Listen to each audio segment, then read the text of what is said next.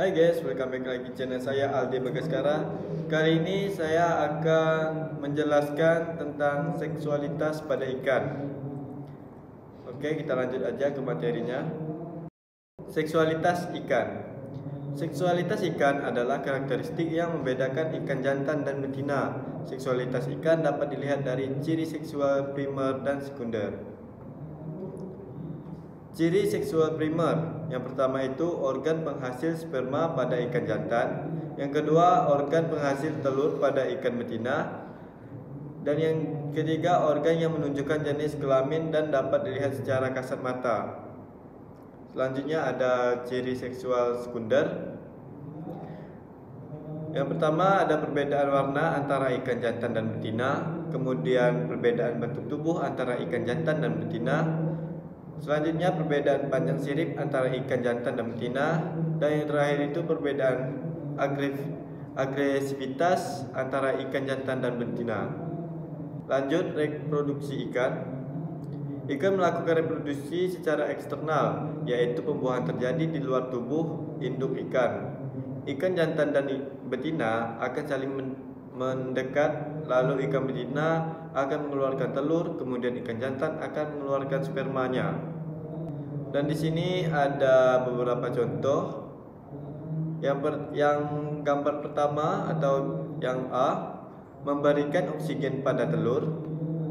Yang B, membersihkan telur. Yang C, menjaga dari pemangsa. Yang D, menyerang pemangsa.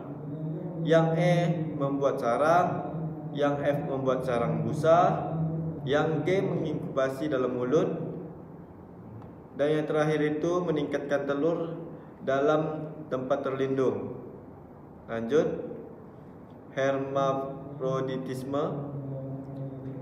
Hermafroditisme pada ikan adalah kondisi ketika ikan memiliki jaringan ovarium dan testi dalam tubuhnya. Hermafroditisme pada ikan dapat berupa hermafroditisme yang pertama berurutan, kedua protandri, dan yang ketiga itu protogini. Lanjut, hermafroditisme berurutan pada ikan adalah perubahan jenis kelamin ikan dari jantan menjadi betina atau sebaliknya pada tahap tertentu dalam hidupnya. Hermafroditisme berurutan dapat terjadi pada berbagai jenis ikan, gastropoda, dan tumbuhan. Lanjut, jenis hermafroditisme berurutan. Yang pertama itu ada protandri. Ikan berkembang sebagai jantan terlebih dahulu, kemudian mengubah jenis kelamin menjadi betina. Contohnya ikan badut. Selanjutnya ada protogini. Ikan lahir dengan organ reproduksi betina, kemudian mengembangkan alat kelamin jantan di kemudian hari. Contohnya ikan wersi pembersih yang ada di Indo maupun Pasifik. Selanjutnya ciri-ciri hermafroditisme berurutan. Yang pertama, pada banyak ikan hermafrodit berurutan, jaringan kedua jenis kelamin terdapat dalam gonad sebelum perubahan jenis kelamin. Pada beberapa ikan, jaringan reproduksi sepenuhnya digantikan oleh jenis kelamin sekunder. Hermafrodit berurutan biasanya hanya dapat mengubah jenis kelamin satu kali, tetapi juga ikan yang dapat berganti kelamin sebanyak yang mereka butuhkan. Hermafroditisme berurutan pada ikan dapat menjadi dasar untuk penelitian lebih lanjut dalam kelompok-kelompok tertentu untuk tujuan yang berbeda, termasuk isu-isu ekologi dan evolusi.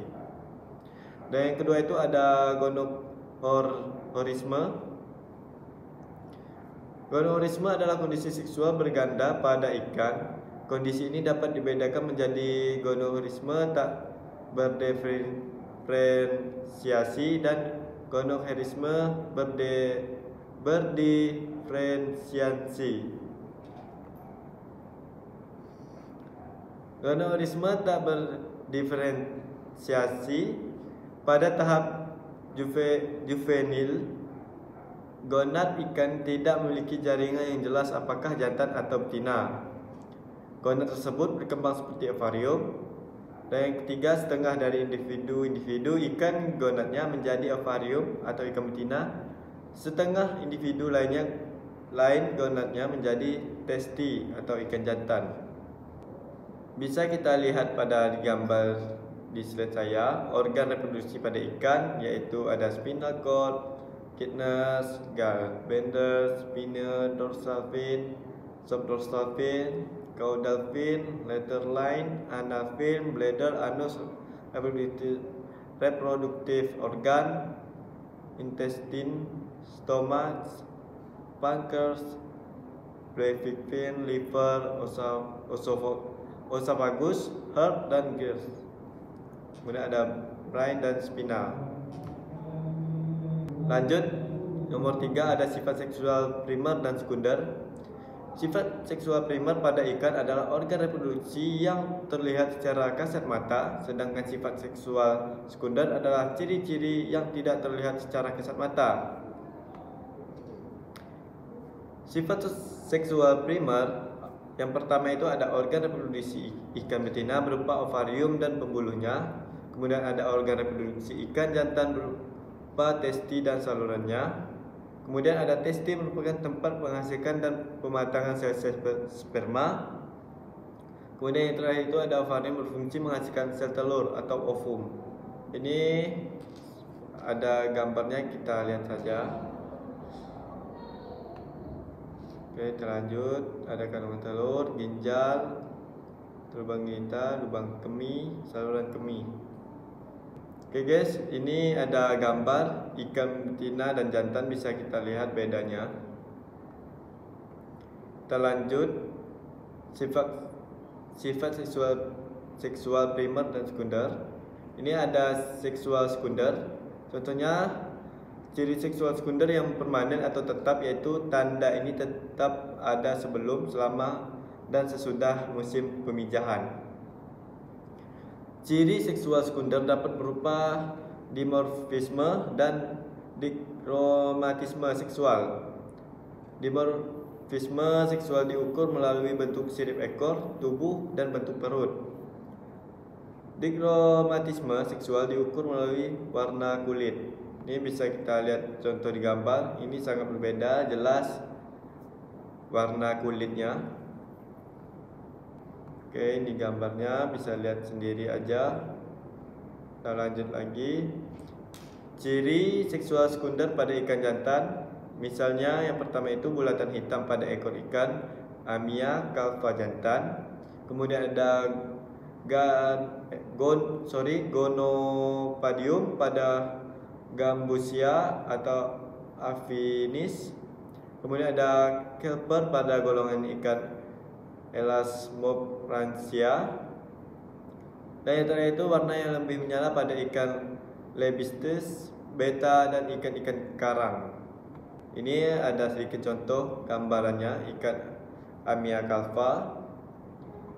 Kita lihat aja gambarnya guys. Oke, inilah contoh-contoh gambarnya. Kemudian ada ikan karang apa. Oke, baiklah, sekian dari video saya. Saya mohon maaf jika ada kekurangan dan kesalahan selama saya menyampaikan materi tersebut. Saya ucapkan terima kasih pada semua penonton. Jangan lupa like, komen, dan subscribe.